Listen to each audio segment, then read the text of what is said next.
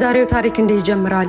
ባለ 4 ዓመት ጽኑ እስራት ተፈርዶበት ነበር። ታዲያ ሚስቱ የ1 ዓመት ልጇን ይዛ ምግብና ልብስ እያመላለሰች አብሮነታቸውን ፍቅራቸውን ታሳየዋለች። ታዲያ በቀጣይ ዓመታት አልመጣችም ነበር። ልጁ ቢናፍቀውም ቤታቸው ሩቅ ስለነበር ሁኔታውን በመረዳት ብዙም አልተከፋም። ዛሬ የሚፈታበት ቀን ነው። ታዲያ ሚስት በናፍቆትና በስስት እቅፍ አድርጋ እንኳን ለዚህ አበቃን ብላ ደስታዋን ትገልጽለታለች።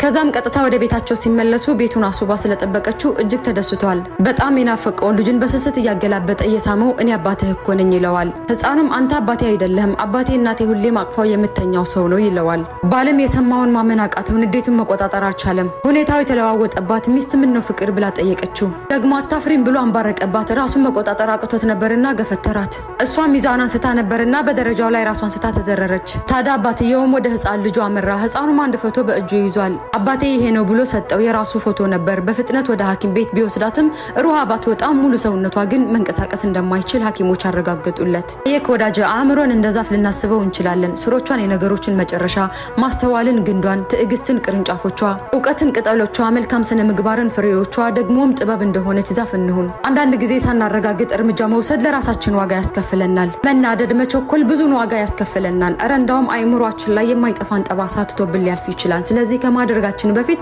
ጥንቃቄ ልንወስድ ይገባል። ከተመቻችሁ ይህን ቪዲዮ ሼር፣ ሪፖስት፣ ኮፒ ሊንክ እያደረጋችሁ ሌሎችም እንዲመለከቱት በማድረግ የበኩላችሁን ኃላፊነት እንድትወጡ በአክብሮት ጠይቃለሁ። ሰላም አለይኩም ወራህመቱላህ።